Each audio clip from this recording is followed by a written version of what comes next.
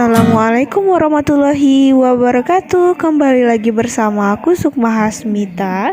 Come back again on my channel. Di video kali ini kembali lagi aku akan bahas tentang FR yang beredar dari 2 September hingga sekarang tentang pelaksanaan seleksi kompetensi dasar CPNS tahun 2021. Ini kali pertama ya teman-teman, aku bahas tentang TKP, tes karakteristik pribadi.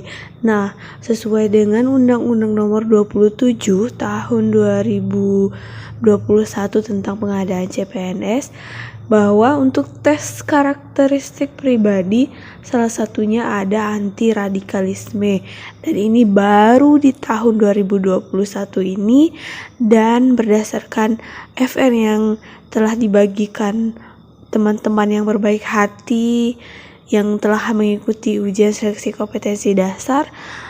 Di sini aku akan bahas prediksi soal sesuai dengan FR yang telah dibagikan. Sebelum kita mulai, mohon bantuannya ya teman-teman untuk support aku agar channel ini semakin berkembang dengan cara klik subscribe dan klik tombol loncengnya agar semua informasi terbaru yang aku berikan langsung masuk ke notifikasi teman-teman semuanya.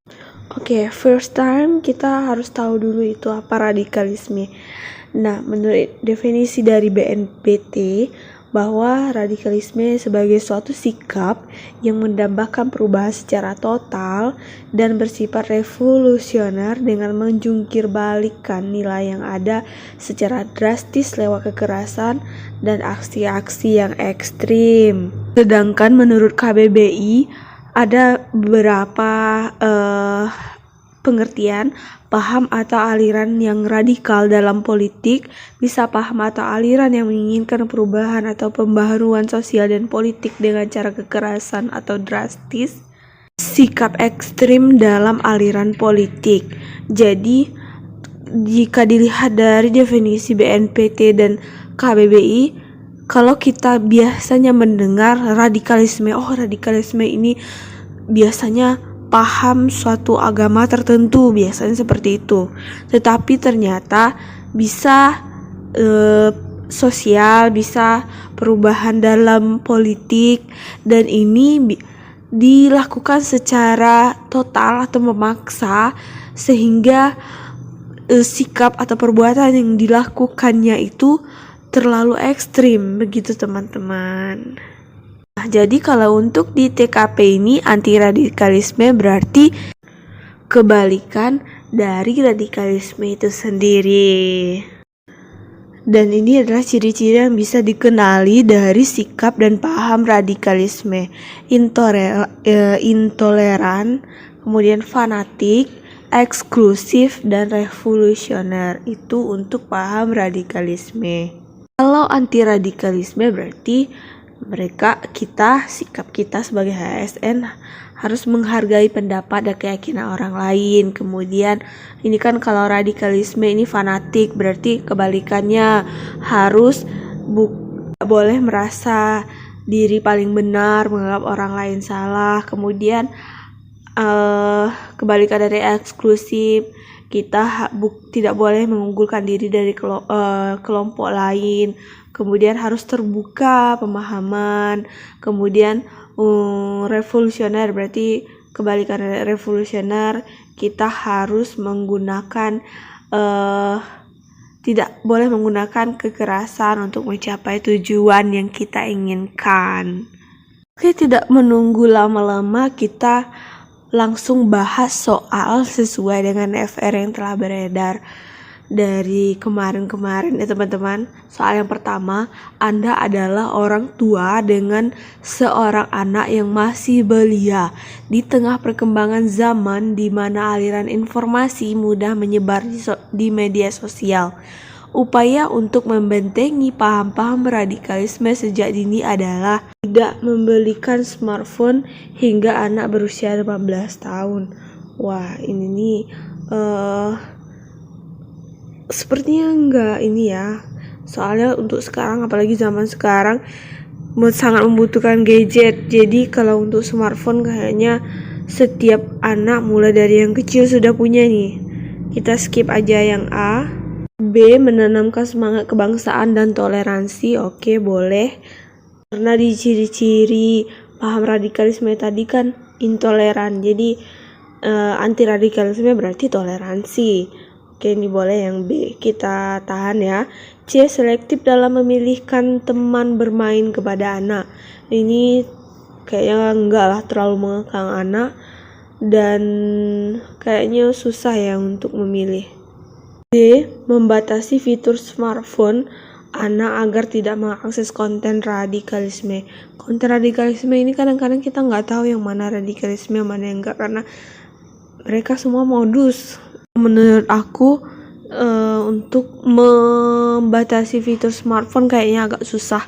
Kemudian yang E, memberikan pemahaman agama yang baik dan benar secara moderat dan damai. Kayaknya ini kita tahan dulu. Jadi tinggal opsi B dan opsi E sama-sama benar ya.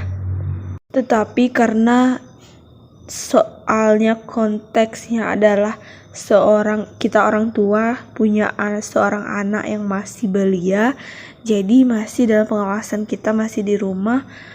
Opsi E lebih cocok karena memberikan pemahaman agama yang baik dan benar secara moderat dan damai. Kalau untuk semangat kebangsaan, kayaknya untuk yang masih belia agak susah, lebih cocok ke E.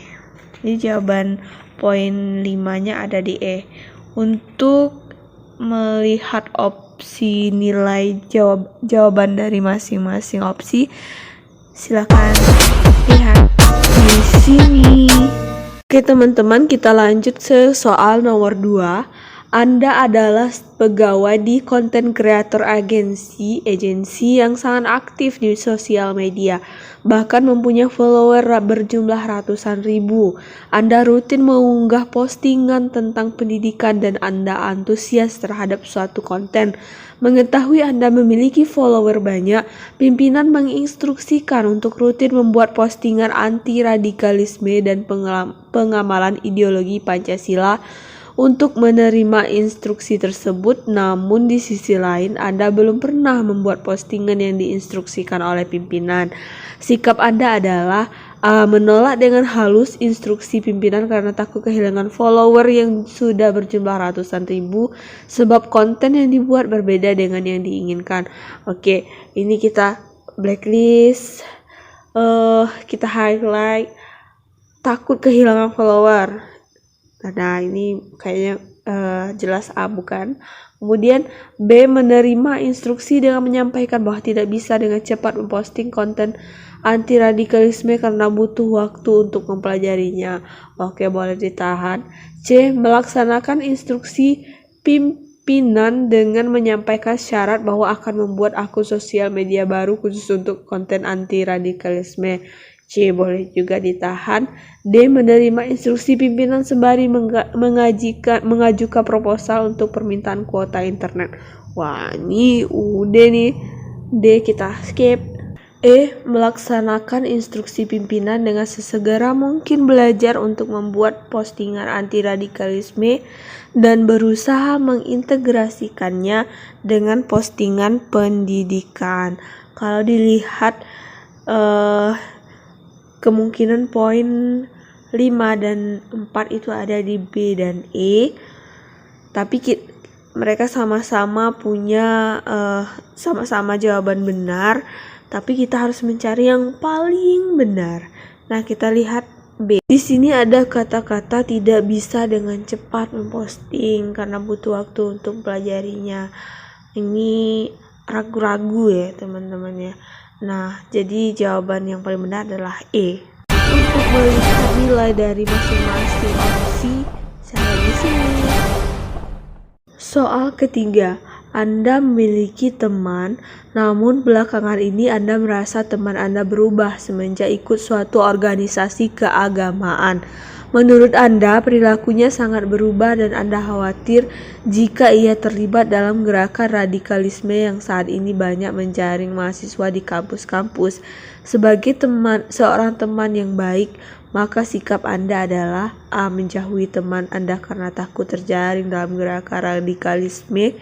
Ini enggak ya, karena kita mengucilkan ia. Kemudian B.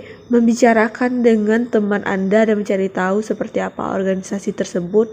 Oke, boleh tahan. C. Melaporkan ke pihak yang terkait organisasi tersebut yang terlihat mencurigakan. C. Kayaknya terlalu cepat lah. D. Ikut mendaftar menjadi anggota organisasi tersebut dan mencari tahu lebih lanjut. Oke, bisa ditahan. Kemudian kita lihat lagi jawaban yang paling benar. Kalau menurut aku, yang paling benar itu adalah yang B. Berbicara dengan teman Anda dan mencari tahu seperti apa organisasi tersebut. Karena dengan mencari tahu organisasi tersebut, kita bisa memfilter kira-kira ini informasi yang paling benar seperti apa, supaya teman kita tidak terjerumus dan kita bisa menasihati teman jika suatu saat kita menemukan organisasi tersebut memang radikalisme. Untuk lihat nilai dari setiap opsi, silakan lihat di sini. Lanjut lagi soal nomor 4, sikap dan perilaku masyarakat Indonesia haruslah sesuai dengan ideologi Pancasila yang mengedepankan asas dan Pancasila, terutama sikap anti radikalisme. Di bawah ini sikap yang harus dihindari agar radikalisme di masyarakat dapat dicegah adalah A. Menyebarkan gosip yang kurang baik antar tetangga. Ini skalanya masih kecil ya teman. Kemudian ini kita skip. B. Tidak mengenal satu sama lain antar anggota masyarakat. Oke, ini kita tahan. C. Memaksakan suatu kehendak ketika bermusyawarah. Boleh juga. D. Kurang menghargai pendapat orang lain. Juga bisa. E. Penyebaran berita yang salah di dalam masyarakat dalam pertemuan warga atau penyebaran berita hoax. Nah, dari sekian banyak opsi, kita cari yang paling benar. Yang paling benar itu tidak mengenal satu sama lain antar anggota masyarakat, karena ini orangnya tertutup ya. Karena ini bisa menjadi cikal bakal terjadinya radikalisme di masyarakat. Kalau untuk penyebaran berita yang salah itu sebenarnya juga bisa menyebabkan timbulnya radikalisme, namun bukan penyebab utama. Jadi jawabannya adalah B. Untuk lihat nilai dari masing-masing opsi, silakan lihat di sini.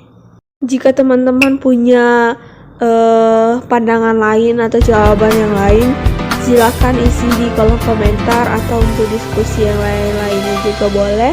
Dan jangan lupa like, subscribe, dan share video ini ke seluruh sosial media teman-teman semua.